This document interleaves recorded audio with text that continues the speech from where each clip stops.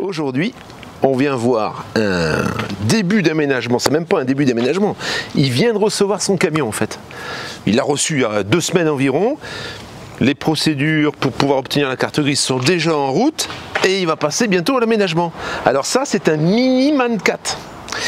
Mini MAN 4 pour la simple et bonne raison que les MAN 4 sont motorisés par un DUTZ. Celui que tu connais des XTG par exemple est motorisé par un DUTZ. Celui-ci est motorisé par un moteur MAN 6 cylindres, 6 litres 8, 180 chevaux. Et il est en boîte auto, 4 vitesses. Alors c'est clair que au niveau de la consommation, on va être sur quelque chose de beaucoup plus modéré que tous les MAN 4 qu'on voit qui tournent sur les vidéos. Hein. Je te fais pas un truc pour te le vendre, hein. Je te fais un truc pour que tu puisses découvrir ce qui existe dans cette catégorie. Tu as donc des roues, tu vois, qui sont beaucoup plus petites. Moi, mes roues, elles arrivent là. Donc là, forcément, même au niveau des pneumatiques, je crois qu'on doit être sur du 20 toujours, mais 365, 80, 20, c'est ça, hein.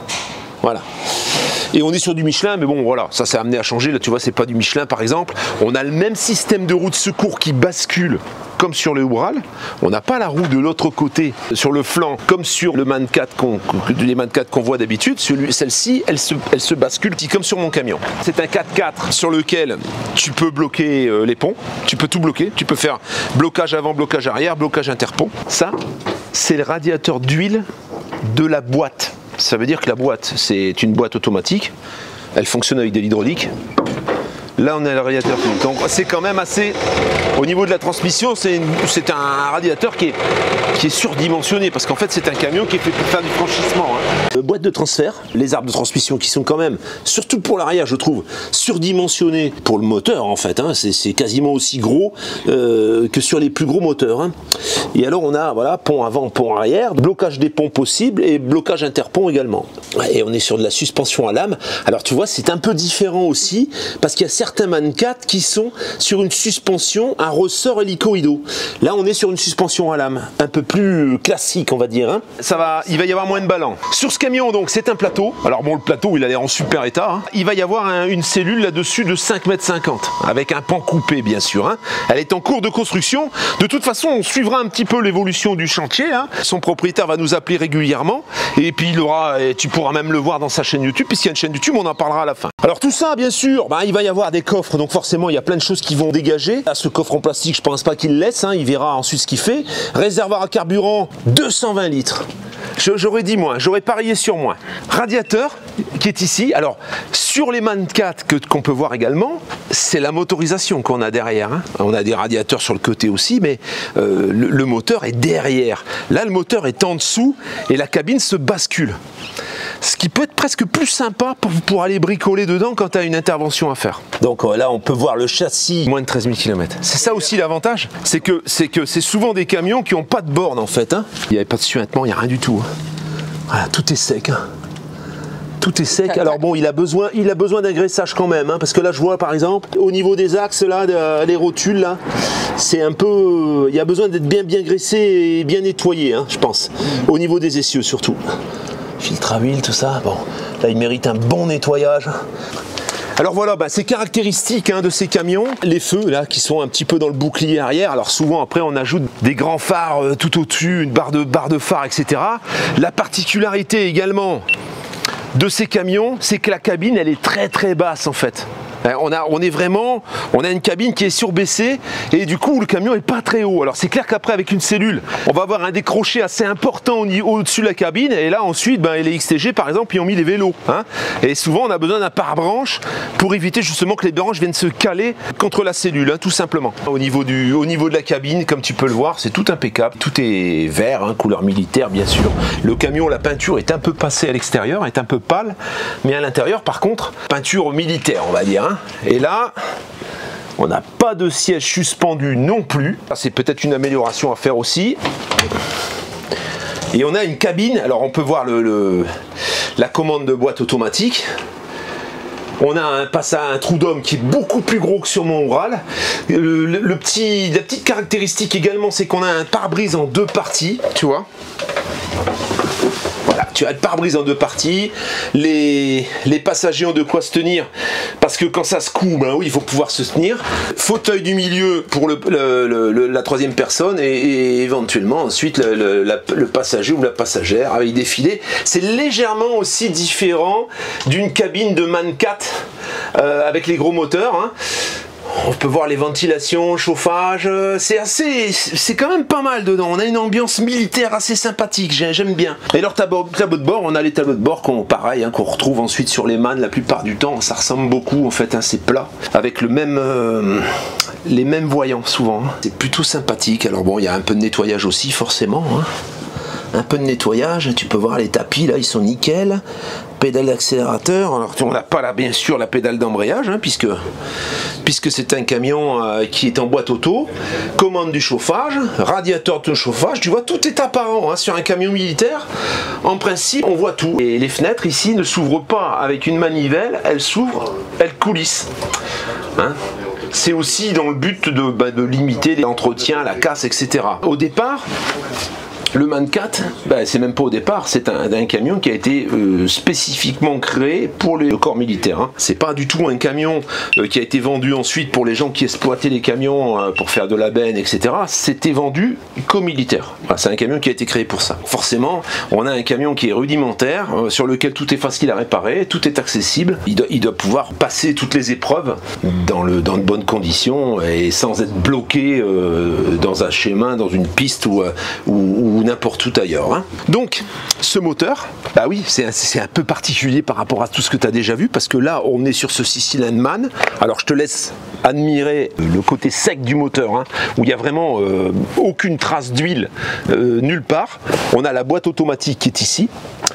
Ensuite, il y a les distributeurs hydrauliques, etc. qui sont là. On voit le radiateur. Ça, c'est la pompe hydraulique. Tu vois, là, il y a une pompe hydraulique devant. Hein. La pompe hydraulique qui est à la tête du moteur. Au niveau du refroidissement, je ne sais pas bien ce que ça donne. Là, apparemment, on voit qu'il y a un cache qui a été certainement remplacé. Donc, ils sont certainement déjà intervenus sur le démarreur.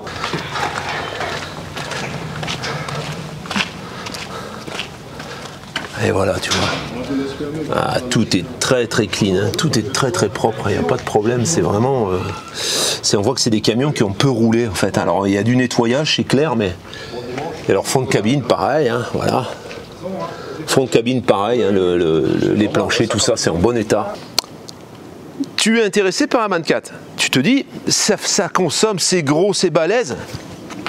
T'as le petit MAN 4, tu vois, avec le look du MAN 4, sans avoir le moteur derrière, avec l'avantage quand même d'avoir une cabine basculante. Je trouve que c'est plutôt sympa. Alors le modèle de ce MAN 4, c'est le LX90. 1090 FAEG, voilà, on me l'a soufflé parce que là je suis incapable de le répéter. Si jamais tu en cherches, alors il y en a un en France, apparemment, je ne vais pas te dire où il est, tu te cherches, tu vas le trouver, il n'a pas les papiers. Alors ce que je viens d'apprendre également, et ça c'est important, quand tu veux immatriculer un véhicule à la FFVE, un véhicule qui roule en France, que la carte grise a été perdue, elle n'existe pas, ou elle n'existe plus, la FFVE peut te fournir des documents pour l'immatriculer. Par contre, un véhicule qui a été importé, s'il n'a pas de papier, tu ne pourras jamais l'immatriculer. Ça, faut le savoir. Donc ne t'aventure pas dans quelque chose que tu vas acheter et puis il va rester sur ton terrain vague et que tu pourras rien faire avec en fait. Hein. Ça, c'est important. Alors au niveau du coût, pour te citer ce fameux véhicule donc, qui est en vente ici en France, il vaut 15 000 sans papier. Donc je te laisse supposer un petit peu ce que peut coûter un MAN 4 comme celui-là, en état, si tu le trouves sur le territoire français ou européen. Hein, ce sera bien sûr largement plus, hein, comme tu le supposes. Hein.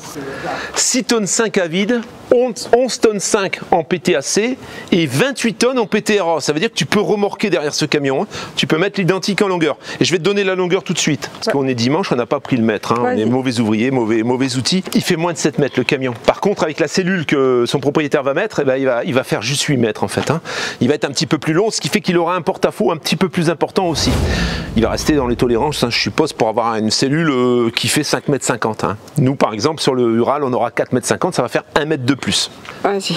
Emmerich, Donc, va créer une chaîne YouTube pendant l'élaboration de ce camion. Donc, tu pourras le retrouver sur Comme une envie de liberté. Comme une envie de liberté. Le lien de sa chaîne est ici. Et pour des raisons professionnelles, ce sera une chaîne où on le verra pas en fait. Hein. On verra son camion, tu verras un peu comment ça va avancer. Si tu es intéressé pour voir comment ça se passe quand tu achètes un camion de ce gabarit, de quelle manière il va être optimisé et agencé pour pouvoir y vivre, eh bien, c'est la chaîne sur laquelle tu devras te tourner. On fera de toute façon, nous, au fur et à mesure de l'avancement, on viendra lui rendre visite et on verra un petit peu où il en est, parce que moi, ça m'intéresse de voir comment il va transformer ce camion. Alors? Oui, c'est bien. Depuis que tu pilotes des camions, toi, tu t'en peux plus là. Hein, ouais, les pédales sont à droite. Ça fait bah là, il n'y a pas d'embrayage. Bah ouais, ça fait drôle. Ouais, alors ça t'irait bien, un baby camion comme ça? Non, moi je préfère Oural. Tu préfères Oural? Moi je préfère Oural. Mais c'est rigolo, c'est sympathique ouais, de courir. Il est beaucoup plus large, non? Ah, la cabine est plus large, elle fait la largeur du camion, alors que moi elle est plus étroite que le... C'est pour ça qu'il y a plus de place dedans. Ouais, c'est peut-être ça aussi, c'est plus simple, plus étroit pour moi c'est plus simple. Parce que à gérer, ça ressemble plus à une voiture. Ouais. D'accord. Là je pourrais pas conduire parce qu'il y a tellement de... C'est trop large, ouais. D'espace de ce côté. Ah, c'est intéressant, tu vois ce que tu dis là. Ça fait peur. Là ça me ferait peur, ouais. Plus.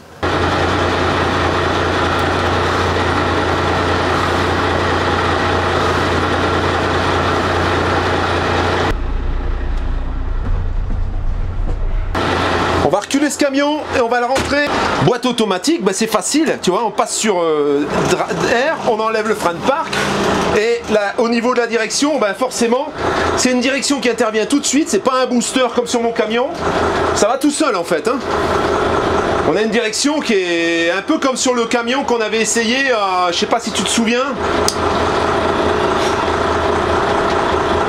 Boîte auto, vraiment, ça c'est un truc sympa. Alors après, en fiabilité, j'ai pas de recul, mais dans la mesure où c'est des camions militaires, je pense pas qu'ils étaient emmerdés avec ce truc. Hein. Ah, tu vois, ça... Alors en tout terrain, qu'est-ce que ça vaut? Je sais pas non plus.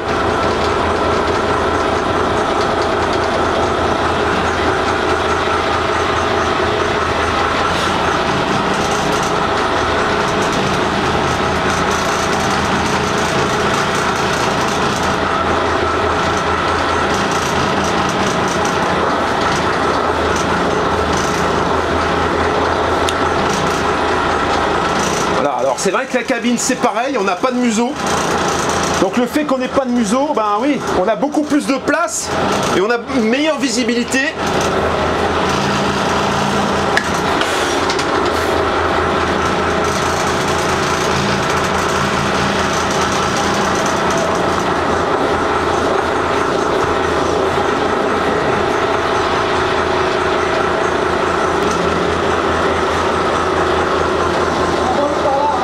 Tu me vois un peu dans le noir, hein, je pense, mais bon. Voilà.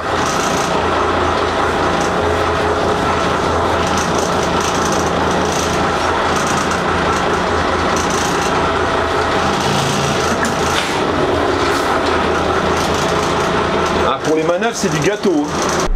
Impec. Et voilà. Ça tourne, ça se gare dans un mouchoir de poche. C'est ça l'intérêt. Voilà pour cette petite vidéo, ben j'espère que ça t'a plu, que ça t'a appris quelque chose, que tu as peut-être découvert un camion que tu connaissais pas. Le Man 4, tout le monde connaît, mais c'est vrai que les petits gabarits avec Motorman, c'est moins répandu. Il est toujours là, mais je dois t'avouer que ça a beaucoup bougé. J'ai beaucoup de touches. J'ai des touches pour l'Italie, j'ai des touches pour des pays d'Europe. Même un allemand, donc ça change rien, hein. On va enlever cette cellule et mettre la cellule de mon camion, la cellule grise.